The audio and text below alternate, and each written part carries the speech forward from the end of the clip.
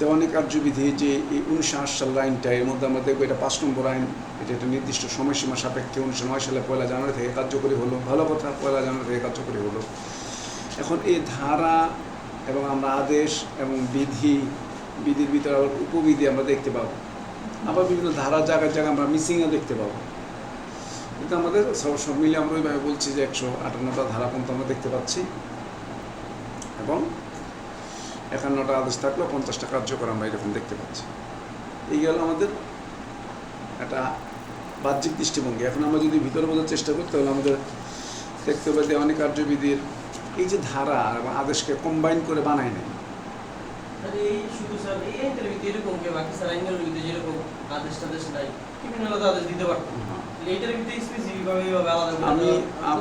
জিনিসটা হচ্ছে ধারাগুলি আগে তৈরি হয়ে গেছে, তো আদেশগুলি তো সময় সময় পরবর্তীতে অ্যাড হয়েছে, যোগ হয়েছে, প্লাস হয়েছে, মাইনাস হয়েছে, ওইটা আলাদা আছে। কিন্তু যেটা করা যেত আর কি, মনে করেন যে ধারার উপরে আলোচনা, ওই পরে আদেশটা দিয়ে দেওয়া, এই ধারা নিচে আদেশ সমন যে ধারাটা আসবে ওখানে বলা থাকবে আদেশ নম্বর 5। যখন যে চ্যাপ্টার যাবে তখন আমি ওই চ্যাপ্টারটা পড়বো, আমরা তখন ওইটার উপর ভিত্তি করে যেতে পারবো।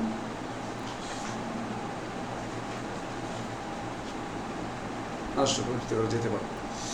যাই হোক, আমরা দেখি এখন কী অবস্থা। আমরা দেওয়ানিতে আমরা এইরকম বিষয়গুলো দেখবো না, দেওয়ানির মধ্যে সব বিষয়ের উপর আমরা ধারা পাবো না। তো আমরা এখন মূল ক্রাইটেরিয়া বোঝার চেষ্টা করবো একটা মামলার প্রাণ কীভাবে শুরু হয়।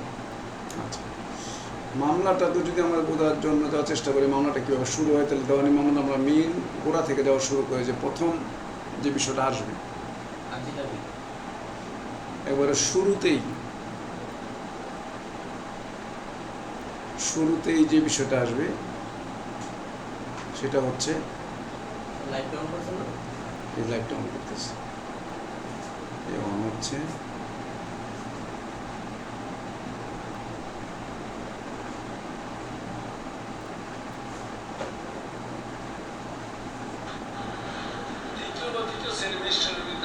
হ্যাঁ আচ্ছা, এটা হ্যাঁ দেখেছি, এটা পরে কথা বলবো না, এটা আসছে। তাহলে দেওয়ানি একবার স্টার্টিংটা যদি আমরা বোঝার চেষ্টা করি তাহলে আমরা প্রথমে আরজিতে চলে যেতে হবে। আচ্ছা, এখন আরজিরও আগে কিছু ঘটনা রয়েছে। এটা হচ্ছে আপনার আরজি দায়ের করার পূর্বে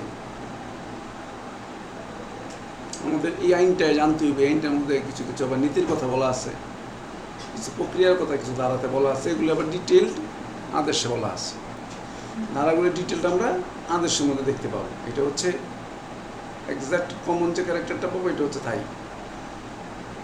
আবার কিছু নীতি দেখতে পাবো, এই জুডিকার এই সাবজুডিসের মতন, এগুলো হচ্ছে নীতি। এগুলো স্পেসিফিক কোনো কার্যক্রম না, জাস্ট একটা নীতি। ওটার মধ্যে পড়ে গেলে নীতিটা কার্যকর অ্যাক্টিভ হবে অথবা অ্যাক্টিভ হবে না। এটা হচ্ছে মনে করেন যে এইরকম আদেশের আগে আমাদের যে বিষয়টা আসবে যে আমি যে যাব, আমার তো দেওয়ানি মামলায় উকিল ধরা লাগবে, সেই উকিল সম্পর্কে আমরা দেখতে পাবো। আমরা আগে উকিল ধরার চেষ্টা করি, দেখি উকিল সম্বন্ধে আমাদের বলা আছে 2 ধারা 15 ধারায়।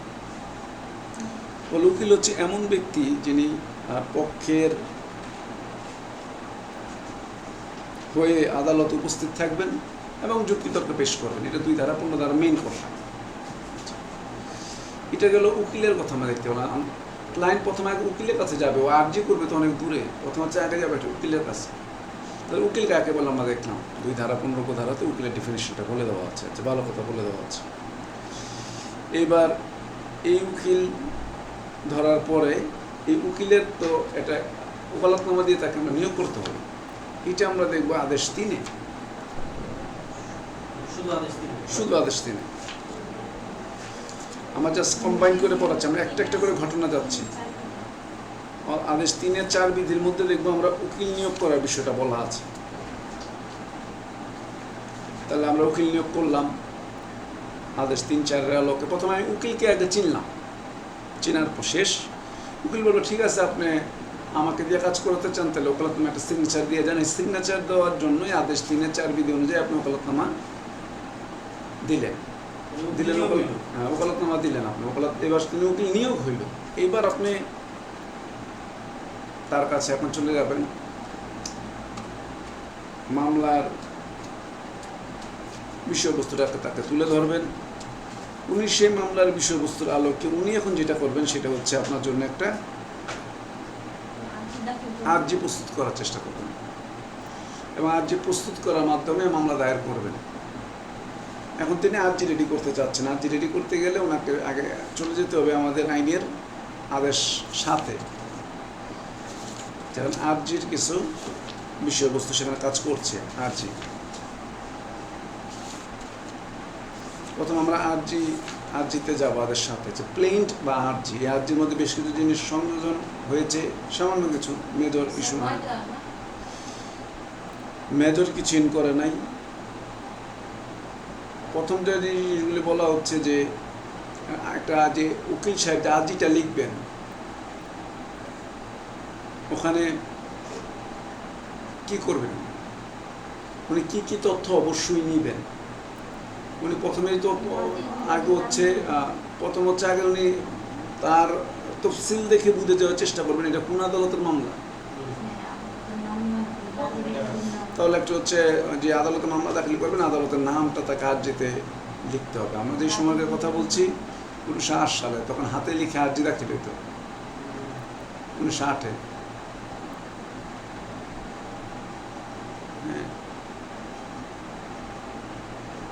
আমাদের আমি নিজে দেখেছি ক্রিমিনাল মামলা হাতে লিখে ফাইল করে, যৌতুক মামলা এরকম হাতে লিখে ফাইল করেছে, সময় নেই, টাইপরাইটারে সিরিয়াল পায় না, উকিল নিজেই 4 পৃষ্ঠা লিখে ফেলছে। হাতের লেখা পরিষ্কার ঝকঝকে, আদালত নিতে বাধ্য, কারণ হাতের লেখা নিবেন না এমন তো কোনো আইন নেই। আদালতকে বলতে হবে যেটা আইনে আমি নিব না, কারণ হাতের লেখা আইনে নাই। আদালত তখন নিচ্ছে, এখন নিতে চায় না, আদালত বলা টাইপ করে দেন। আপনারা এটা খড় লেখছেন না ঘর লেখছেন, অনেকের লেখা স্পষ্ট না, পেঁচানো হাতের লেখা, এটা বোঝার জন্য আবার আলাদা লোক লাগবে। টাইপের যুগে এসছে, টাইপের যুগে প্রবেশ করে টাইপ করে দেন। এরপর আমরা দেখলাম টাইপের জমানা, এরপর আমরা উকিল হতে হতে দেখলাম কম্পিউটারের জমানা, টাইপ বিলুপ্ত হয়ে গেল নানুজ করতে থেকে, নানুজ করতে গিয়ে এখন আর নাই। এটা আমরা দেখেছি 2005-এ, 2005-এ এরকম মে মাসের শেষ সপ্তাহ দেখে তো আমার কোর্টে যাওয়া, মানে প্রায় 2 বছর। না, কম্পিউটার দোকানের মতন আমাদের যে আইনজীবী সমিতি ভবনটা এখন আছে ওইটা পূর্ব দিকে কয়েকটা টাইপরাইটার নিয়ে বসে থাকে। তাহলে আদালত দেওয়ানি মামলা আর্জিতে আমরা মূলত বাদীর আদালতের নাম দিলাম, বাদীর নাম, বিবরণ, বাসস্থান, এত এখানে শেষ না, তবে যদি ফোন, মোবাইল নাম্বার, জাতীয় পরিচয়, ইমেল ঠিকানা সহজে পাওয়া যায়। মানে আপনার মামলার জন্য বলে দেওয়া হলো, যদি থাকে তাহলে তার ফোন নাম্বার অবশ্যই বা মোবাইল নাম্বার, এনআইডি তো এনআইডি, ইমেল যদি থাকে ইমেল নাম্বার দিয়েও দেওয়ানি মামলা করতে হবে, ভেরিফাইড ইমেল। ইমেল ফেক বানানো কোনো কঠিন কিছু না, যদি ইমেল থাকে আর ইমেল যে কোনো নামে আপনি ইমেল খুলতে পারবেন, ইমেল হয়তো ভেরিফাইড করে না। 2 নাম্বারটা আগের মতো বিবাদী নাম ঠিকানা যতদূর, তার বেলা তো একই রকম, যতদূর পাওয়া যায়, মোবাইল নাম্বার, জাতীয় পরিচয়পত্র নাম্বার, ইমেল ঠিকানা সহ যতদূর সম্ভব পাওয়া যায় কি করে।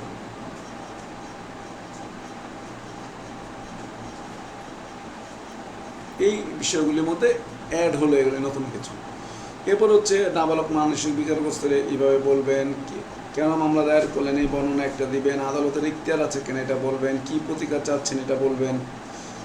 এবার কোনো আংশিক দাবি দেওয়া মিটমাট হয়ে গেছে কিনা, যেটা আমরা দেখবো সেট অফে 28-6 বিধিতে, ওইটা দেখবেন।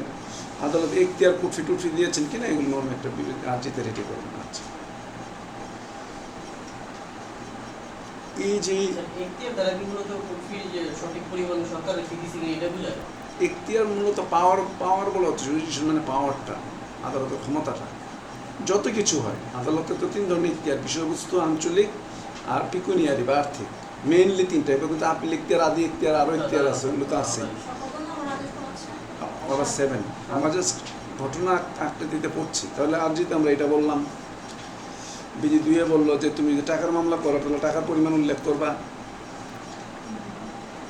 আর যদি পাওনা টাকার কোনো অন্তর্বর্তীকালীন মুনাফার বিষয় থাকে, তাহলে অনুমান করে বলবা যে আমি আমার সম্পত্তিটাতে আমার রেডিমেড টিনের দোকানগুলি থেকে ভাড়া পেতাম, এগুলো সবও বেদখল করে নিয়েছি। আনুমানিক এত ভাড়া ওর কাছে পাওনা হচ্ছে, আনুমানিক মানে মিনিমাম রেশিও হচ্ছে মনে করেন যে 11,70,000 টাকা। এই ভাড়া আপনার ঘরগুলি উনি দখল নিয়ে নিয়েছেন, কারণ আমাদের দেশে তো এটা সম্ভব দখল করে ফেলা। তাহলে একটা আপনি মামলা করতে গেলে তো অনুমান করে বলবেন যে এত টাকার মতন মিনিমাম এত টাকা তো হবে, এটা ওইরকম উল্লেখ করে হবে। স্থাবর সম্পত্তির ক্ষেত্রে ওই যে দাগ টাগ এগুলো আমাদের বলতে হয়, আজ এটা দাগ খতিয়ান নাম্বার এগুলি বলতে হয়, না তো মামলাই হবে না। 7-3 যেটা বলছি। এবার আমরা চলে যাবো 7 আদেশের মেন বিষয়গুলির মধ্যে। মেন যেটা 7 আদেশে একেবারে 10-এ আপনি যে লিখে যে জমা দিবেন আদালতে, আদালত যদি দেখে যে আর আপনি তো ভুল, আপনি যেই জায়গায় মামলা করছেন এটা তো নারায়ণ সদর না, এটা ফতুল্লায় পড়ে গেছে। আপনি যে তুলাম কলেজের যে বর্ডারের যে সম্পত্তিটা কথা উল্লেখ করছেন, নকশা দৃষ্টি দেখা যাচ্ছে এটা এই বেশি অংশটাই পড়ছে ফতুল্লার মধ্যে। সো আমরা দেখবো যে বেশি অংশ পড়লে আমরা দেওয়ানি আদালতের স্থানীয় এখতিয়ার দেখবো, আমরা 15 থেকে 20 ধারার মধ্যে এখতিয়ারটা কীভাবে সিলেক্ট করবো, তাহলে ফেরত দিয়ে দিবে। তাহলে এই আমার 27 আর্জি ফেরত দিয়ে দিবে, ভুল এখতিয়ার সম্পন্ন হলে ফেরত দিয়ে দিবে। এবং ফেরত দেওয়ার এমন তেমন না, ফেরত দিলে কারণ বলে দিতে হয় কেন ফেরত দিলেন। তাহলে আর্জি এখতিয়ারগত বিষয় যখন আসলো, আমরা এখন আবার ধারাতে ব্যাক করতেছি, যেখানে 15 থেকে 20-এর মধ্যে আমাদের বলছে আদালতের এখতিয়ারগুলি কীরকম, জুরিসডিকশনটা।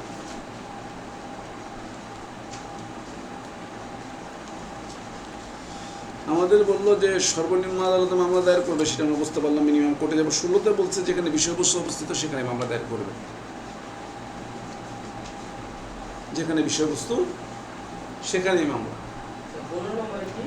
সর্বনিম্ন আদালতে মামলা দায়ের করবেন, সর্বনিম্ন মানে যে কোর্টে মিনিমাম যে কোর্টটা আছে, যেটা না করলেন আপনি ওইটাতেই করবেন, আপনি বেশি করা দরকার থাকে, মিনিমাম কোর্টটাতে করবেন। 16-তে বলো যেখানে বিষয়বস্তু অবস্থিত ওখানে মামলা দায়ের করবেন, আপনার যে বিষয়বস্তুটা যেখানে। 17 বললো বিভিন্ন আদালতের মধ্যে পড়ে গেলে তাহলে কি করবেন। হ্যাঁ, ওখানে বলা হচ্ছে যে বিভিন্ন আদালতের এখতিয়ারগুলির মধ্যে থাকলে সম্পত্তির অংশ বিশেষ যে আদালতের মধ্যে পড়বে সেটা যে কোনো আদালতে আপনি করে দিতে পারবেন, এনি কোর্ট। 18-তে বললো এখতিয়ার অনির্দিষ্ট, আপনি বুঝে উঠতে পারতেছেন না, যে